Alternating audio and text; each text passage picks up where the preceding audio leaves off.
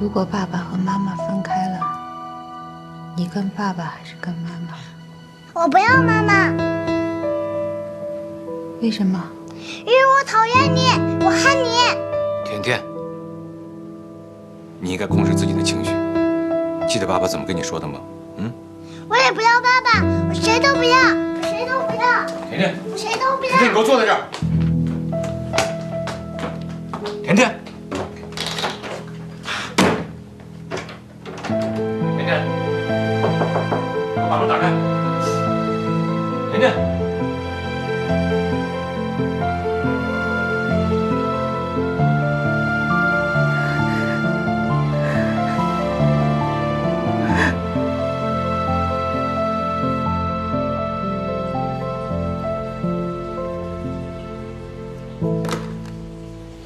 蒋默然刚才来电话说，早上起来他问甜甜喜欢爸爸还是喜欢妈妈，他说谁都不喜欢。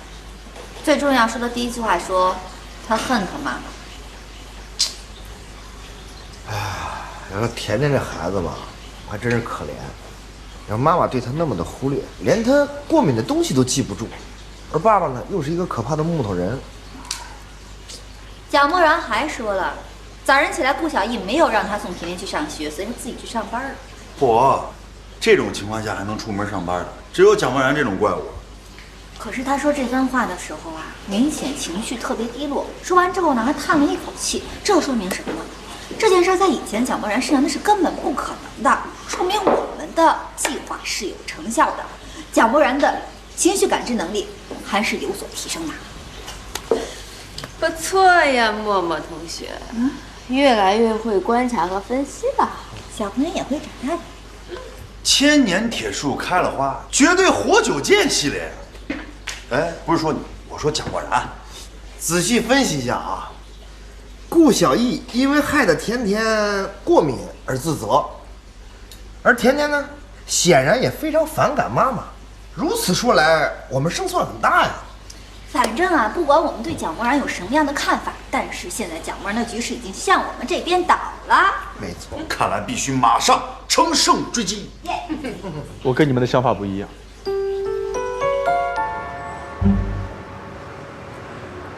我永远忘不了，甜甜1岁的时候，正好过年，到了夜里12点，外面全都是鞭炮声，一放炮她就吓得浑身发抖，没办法，我就抱着她躲到卫生间里，因为那儿听到的声音小，可是还是有点声响。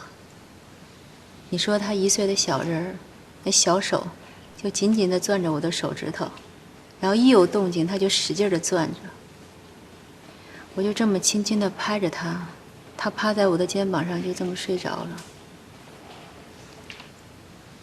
好像是过了夜里2点多了，外面没人放炮了，可是我还是不敢动，我怕我一动就把孩子弄醒了。大年30，我就那么抱着她，在洗手间里坐了1个晚上。第2天大年初1要四处去拜年，我1个晚上都没睡。我竟然一点都不累，精神抖擞，因为我知道俺娃需要我不能倒下。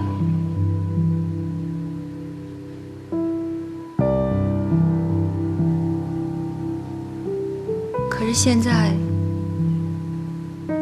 他怎么就不要我？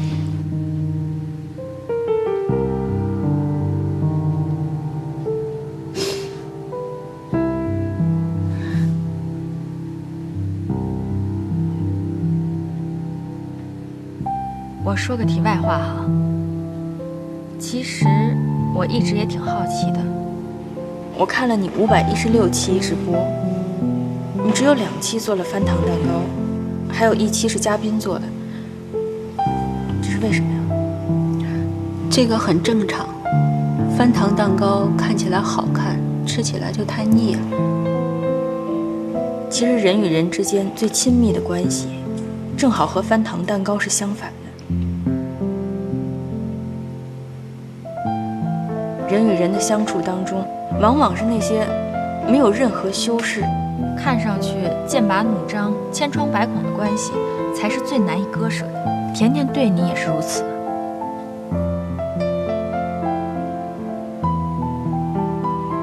昨天晚上，我都不敢进甜甜的屋了。她说她恨我。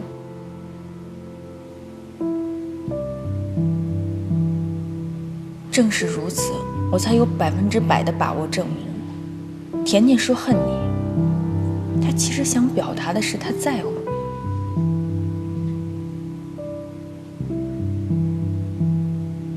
为什么呀，老大？甜甜不是说恨妈妈吗？甜甜明知道自己过敏，为什么还要跟顾小艺去游泳？甜甜是小朋友，很难抗拒大人的决定。贺周一的目的是希望甜甜能够充分的信任妈妈，将来离婚的时候好跟着妈妈。而这样做完全违背了甜甜的意愿，我相信贺周一不会傻到这种地步。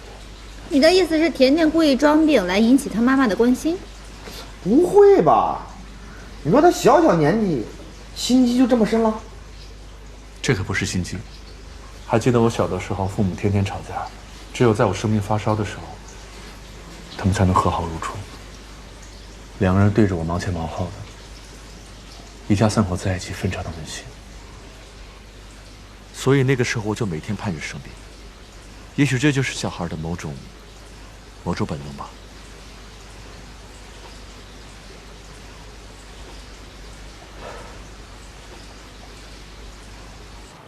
你是说，甜甜为了让我更关心她，故意让自己过敏的？当然也不是说绝对的故意，但是我能确定，在孩子发病的那一刻，一贯受冷落的孩子是有幸福感。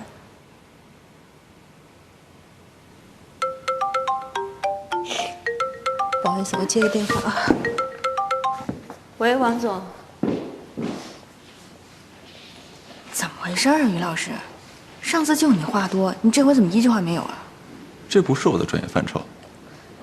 我谢谢你，这是你的工作范畴。如果我说，从这个案子开始到现在，我越来越佩服你了，所以我想向你学习，学习你对情感的感受力。这个答案还满意吗？哎呀，小鬼，拍马屁的水平蹭蹭见长了，我竟无言以对。口说我信，不需要技巧。越发爱听了。好。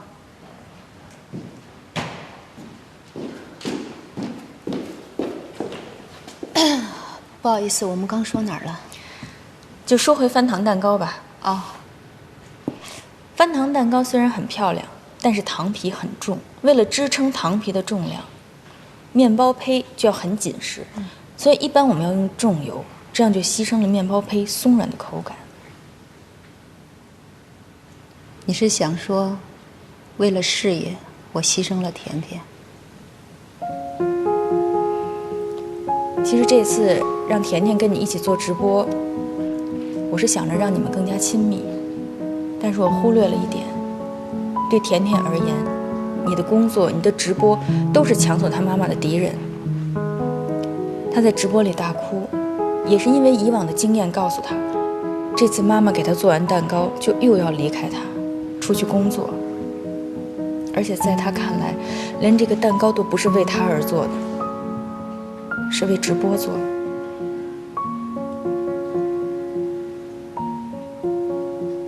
我们带她去游泳，虽然她很害怕有可能会过敏，可是她以为一旦她过敏了，你就会很焦虑很着急，爸爸妈妈就会围在她身边。但是她没想到你因为内疚连她房门都不敢进，你早上起来又去问到底是喜欢爸爸还是喜欢妈妈，那孩子当然明白这是什么意思，所以他说恨你，其实是他不想离开你。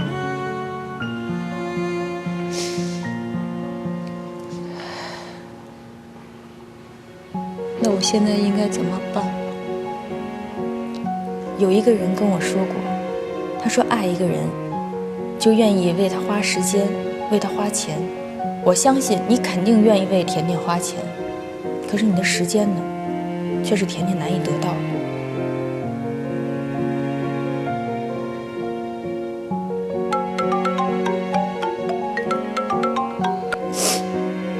喂，等我一下。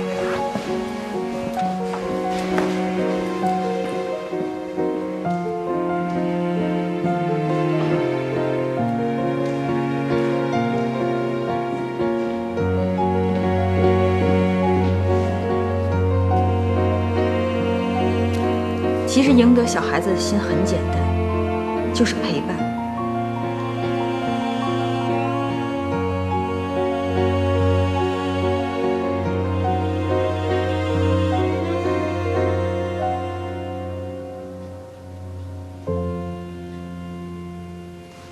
甜甜最大的心愿就是一家人可以聚在一起，这和我们的目标是一致的。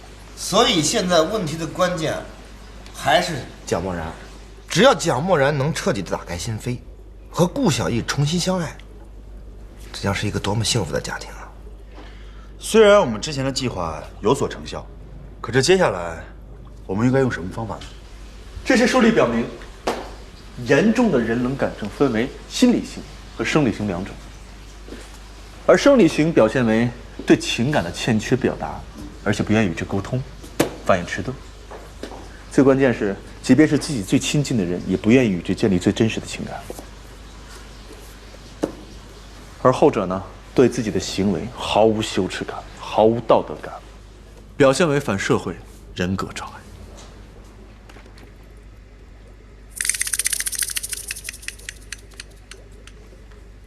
你之前提出的 VR 测试非常的好，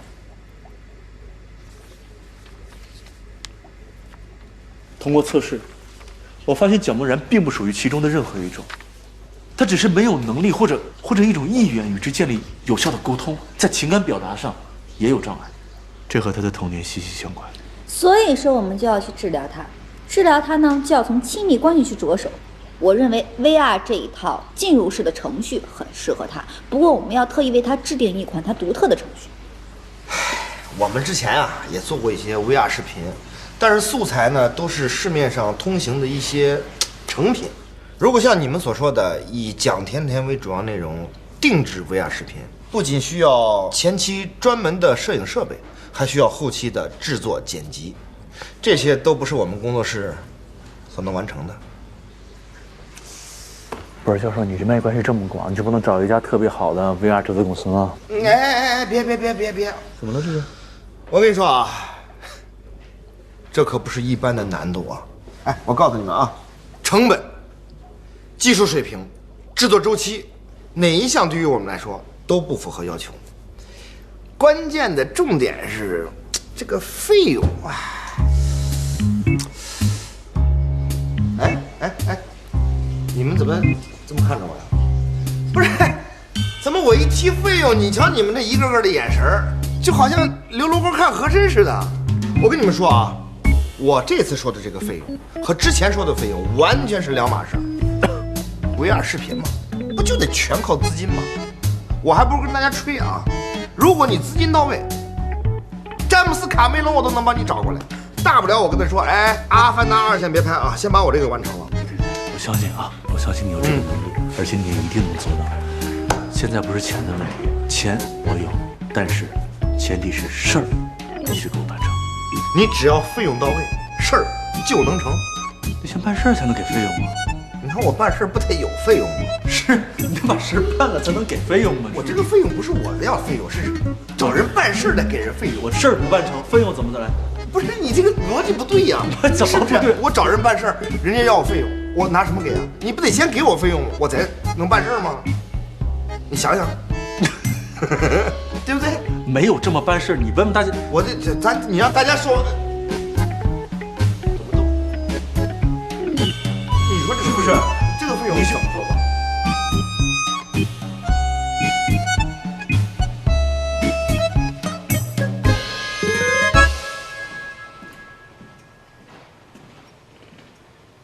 何总，您的咖啡。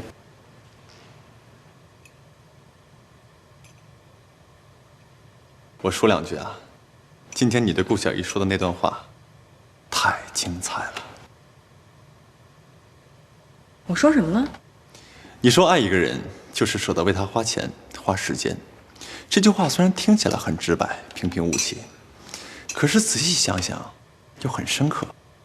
愿意花钱，证明可以物质共享；愿意花时间，证明可以精神共享。想想看，在爱情中，如果2个人都能做到这一点，那还能有什么问题啊？我准备记下来，以后帮助客户。那句话不是我说的。谁给谁花钱，这叫爱呀？当然了，你知道吗？爱只有2个标志：一肯给他花时间，2肯给他花钱。周末，我也愿意为他花钱花时间，可是他好像不太愿意跟我。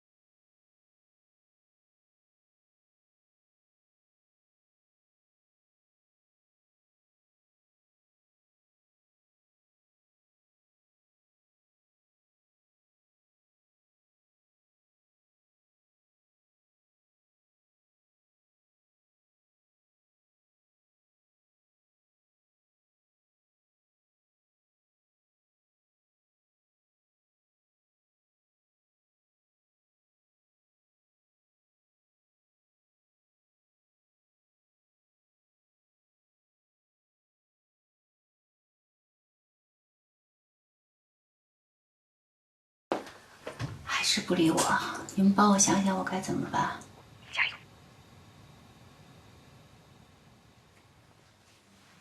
甜甜，你想吃什么呀？妈妈给你做鱼香肉丝、糖醋排骨，想不想吃炸酱面啊？要不妈妈出去给你买披萨，想不想吃啊？甜甜，妈妈带你出去玩好不好？今天太阳特别好，咱们俩去游乐场。哎，你不是没有看过4D 电影吗？妈妈带你看4D 的电影，看电影的时候还可以喷水啊，甜甜。甜甜，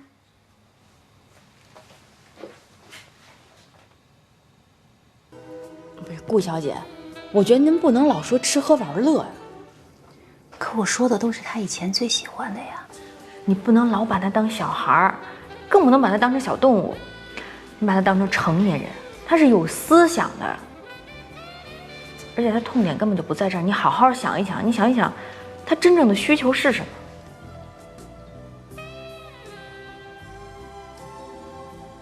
甜甜，妈妈今天不上班，在家陪你玩。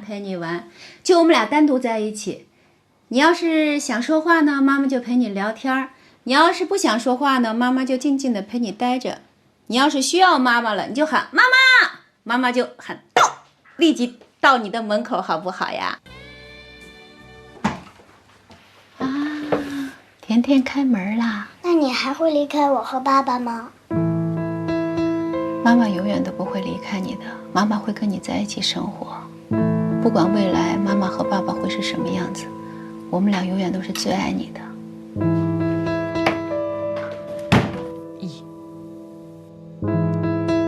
我又做错什么了？你们不是本事大吗？快帮我想想，我该怎么办？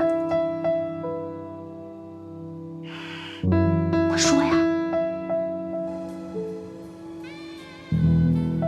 灰姑娘，冷血动物，别捣乱。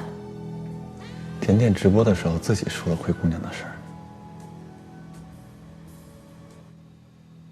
哦，灰姑娘。哦，灰姑娘。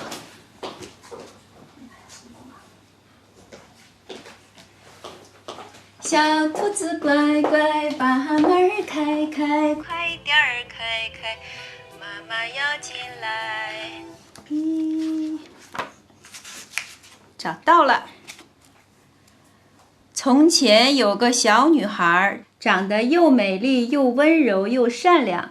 可是呢，这个小女孩很可怜，因为她都没有妈妈，她的妈妈在她很小的时候去世了。女孩的爸爸娶了新妈妈回来，新妈妈还带了2个新姐姐。女孩想，这下好了，家里变热闹了。小女孩非常的高兴，可是她的高兴是短暂的，因为新妈妈根本就不疼爱女孩，甚至还虐待她。快去打扫，快去做饭。我只想要自己的妈妈，我不想变成灰姑娘。妈妈抱。甜甜不会。妈妈最爱甜甜了，甜甜永远都不会变成灰姑娘的啊。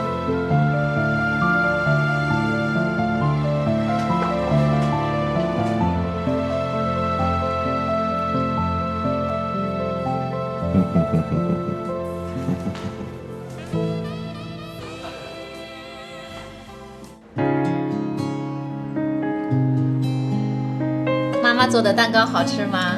我最爱吃妈妈做的蛋糕了。耶！哦。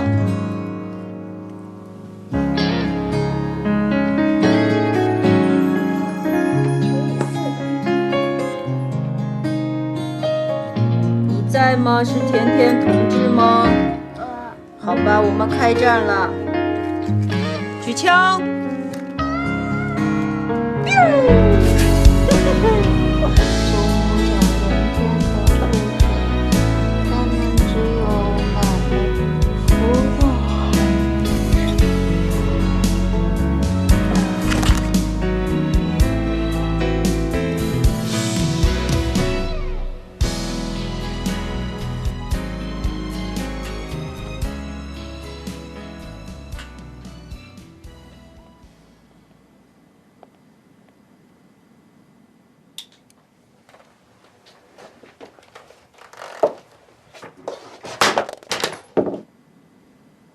妈妈晚安。嗨，宝贝晚安。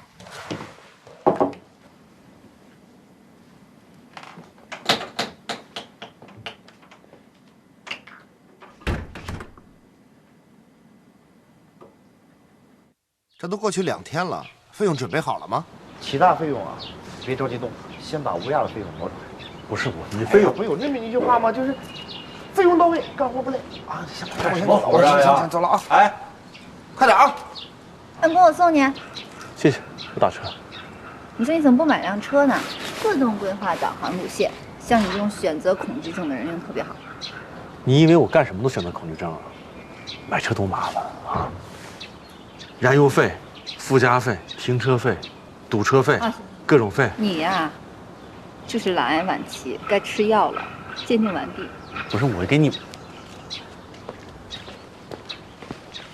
怎么都不听我说完话呀？谁是老大呀？哎，雨桐，一会儿别给我说漏了啊！放心吧。周末来啦？哎，今天你爸不在，出去了。我给他打个电话。啊，不用了，我今天不是来找我爸的，我是带我闺蜜来买车的。对，我跟我男朋友买辆车，你介绍介绍吧。这辆车叫领动，它是北京现代的经典车型，不仅有 CarPlay、CarLife 手机互联、智能钥匙、远程遥控车窗、智能后备箱开启系统，同时还备有 AEB 紧急制动系统、BSD 盲区监测，安全性超高，是一款性价比非常好的车型。哎，默默，这车也太酷了吧，个性又实用，以后你就能让你的欧巴带着你满世界兜风去了。想想都浪漫。孔雀舞，汤哥。我爱你中国。周末是你要买吗？他说错了，是他要带着他的欧巴满世界兜风去。哦，对，我的。小姐，您觉得还满意吗？没。你这儿有别的颜色吗？还有蓝色，不就一台展车了。您觉得可以吗？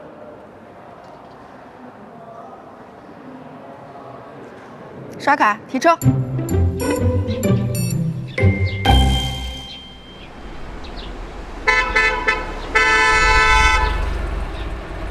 你呀，换新车了？你不是得懒癌了吗？这是我给你买的药。哎呀，这药可太贵了，我可吃不起。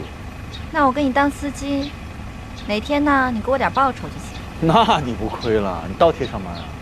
那你以身相许喽，拿你一辈子来还债。债不债我不知道，如果你再不进去的话，我可就省了一份全勤奖金。怕你啊，随便扣啊。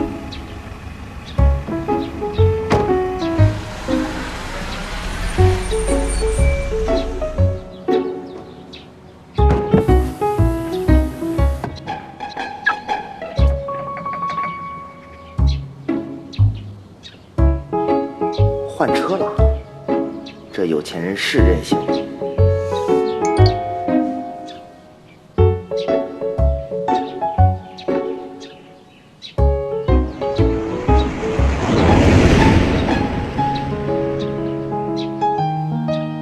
余光，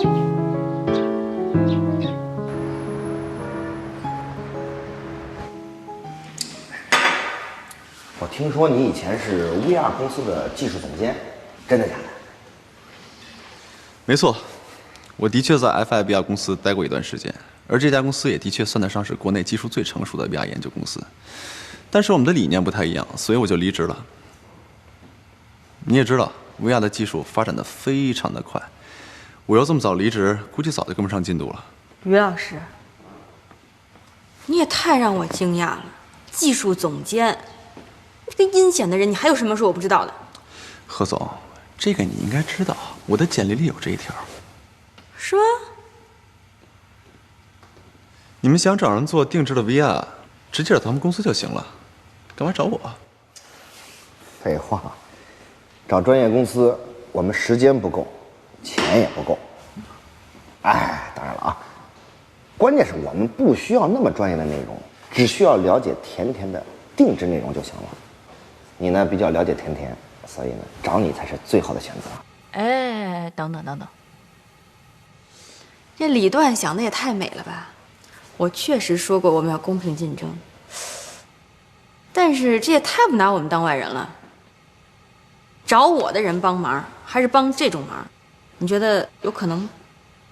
从法律的角度来讲，在下班的时间内，我的确就算是自由了。但是帮助竞争对手，是违反不正当竞争协议的。哎，二位。误会了啊！这事儿跟公司毛关系都没有，是我个人来找你们的。啊，李段根本不知道，我是替他着急。李段现在呀，是一门心思的想赶紧治好蒋默然的人冷感症。其实你们也是枉然。就算是你们用 VR 治好了蒋默然，那也是催眠带来的短暂改变。如果他不和顾小艺离婚，对甜甜、对顾小艺会造成更大的伤害。当然了，如果说你们非想试试的话，我就替余光答应你们。哎，贺总，你怎么能不按套路出牌呢？怎么能替我答应呢？公司纪律，听我的。但是，我有一个条件。咱先把丑话说前头啊。我可没那么多预算，不是钱的事儿。我要你答应我，不能让李段知道是我们帮的忙。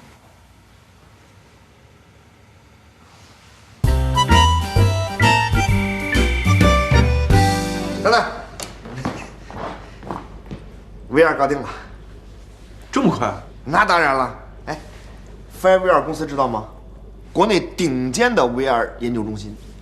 不是，那岂不是费用也挺高的？像这种大型公司，工作流程都时间很长，很难快速满足我们的需要。咱这么多年了，你还不了解吗？那花钱多了，我能找他？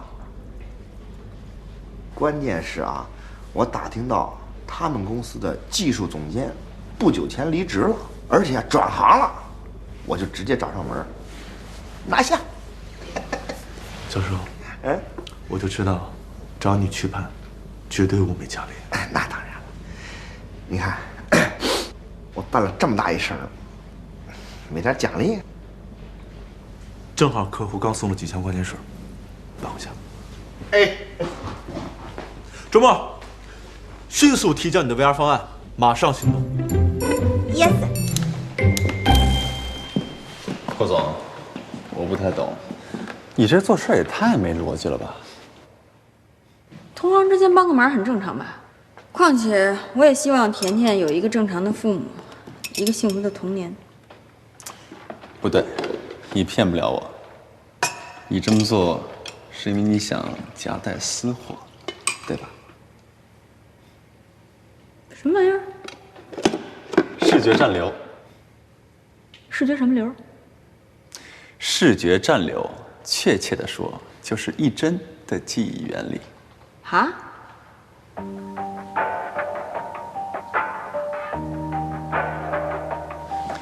你刚才在这段视频里面有没有看到过一条狗？狗？视频里有狗吗？哎，你说好像确实有一只哈，是金毛？对，就是它，就是它。啊，还真的有狗哎！我还以为我记错了。一个图像要在视觉里留下影像，至少需要1/10秒的时间，而刚才的这条狗是24分之1秒的单帧影像。它在这段视频里面连续出现，对你的大脑进行了一定频率的连续性刺激。虽然你的肉眼看不到这条狗，但是在你的大脑里面却留下了影像。而最神奇的是，你会认为这一切是你自己想到的。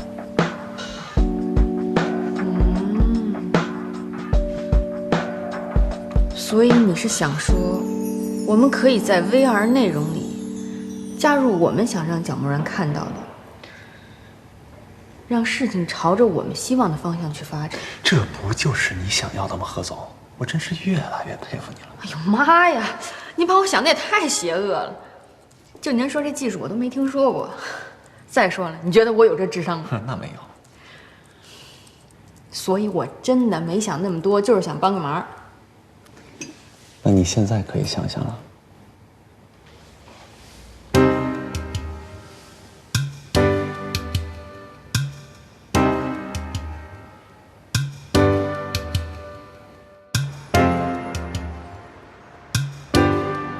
来吃个苹果。呦！哎呀，不好意思，我在家里也不怎么做家务，笨手笨脚的，要不喝点水吧？不用，不忙了。那个没掉地上吗？啊，谁能想到以心灵手巧著称的烘焙女王在家是这样的？哎呀，以帮别人解决感情问题的分手大师，不也一脑门官司吗？闭嘴。好嘞。呀，我特别喜欢你们俩这种关系，工作关系，不要。好吧，我的座右铭是：以鸡血的态度面对狗血的生活。以鸡血的态度面对狗血的生活，我也要这样。哎呀，心情不错呀！你跟甜甜关系彻底恢复了。甜甜好多了，越来越依恋我了。最主要是她最近爱笑了。今天早上她在洗手间刷牙的时候，还哼了个小曲儿。太好了。那这么说，甜甜的问题彻底解决了。哎呀，不知道。如果我跟他说，我跟他爸爸一定要离婚，他会变成什么样子？不敢想。其实，这才是我今天主要来的目的。我就是来确认一下你离婚的心意有没有改变。你是真的要离婚吗？何总，咱们今天不是来讨论 VR 方案的吗？不管未来你们会变成单亲家庭还是组合家庭，这对甜甜而言都是巨大的挑战。我非常了解，作为孩子而言，看到父母离婚心理上的冲击有多大。因为我从小就是单亲家庭长大的孩子，我爸爸也离开我跟我妈了。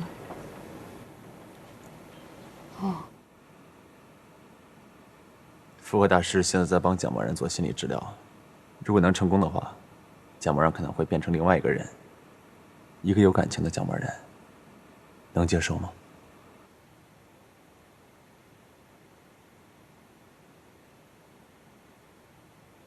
我说实话吗？当然，当然。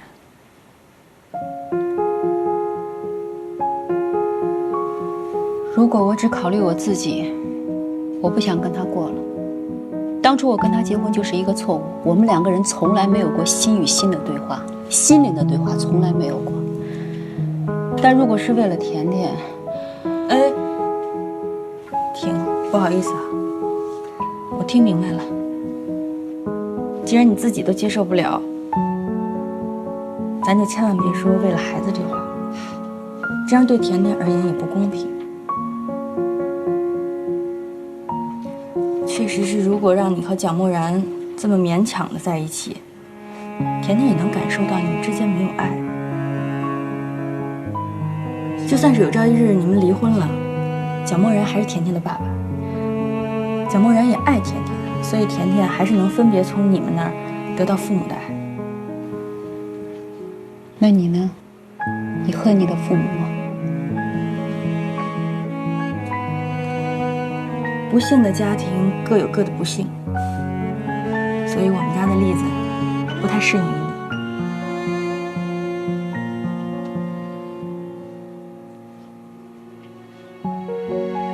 其实我说这么多，我是希望甜甜能有一个比我更好的童年。行，那我们就回去了，分手行动正式开始。等一下。本来以为只是业务关系，真的没有想到我们会变成无话不谈的朋友。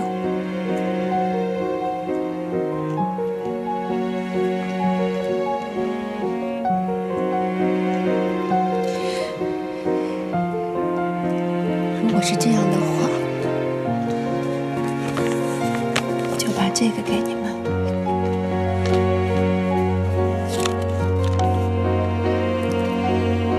这个是从蒋默然的日记上撕下来的。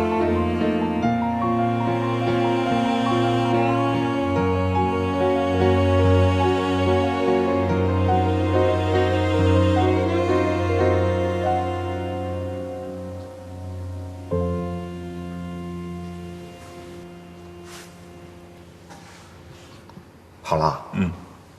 这么快就好了？嗯。那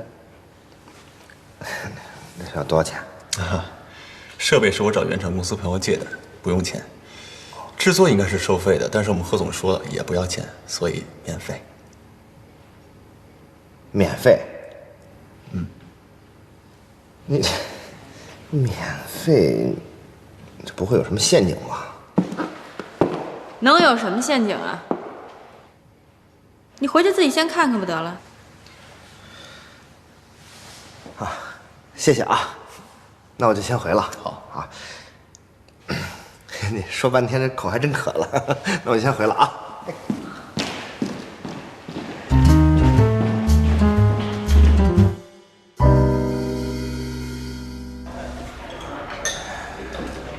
蒋先生，您的脸色看起来很不好，最近千万别太焦虑。数据显示，30到60岁的男性每天需要7小时的睡眠，最佳睡觉时间是晚上10点到早上5点。可是我最近不知道怎么了，总是失眠，每天睡觉的时间不到5个小时，完全达不到健康的标准。哎，正好，我们呢为你量身定做了一个 VR 视频，每天睡觉前呀看看视频，放松放松。之前不是看过了，没有什么用。这是我们专门为您制作的。这是你们专门为我做的。视频内容全球独一无二。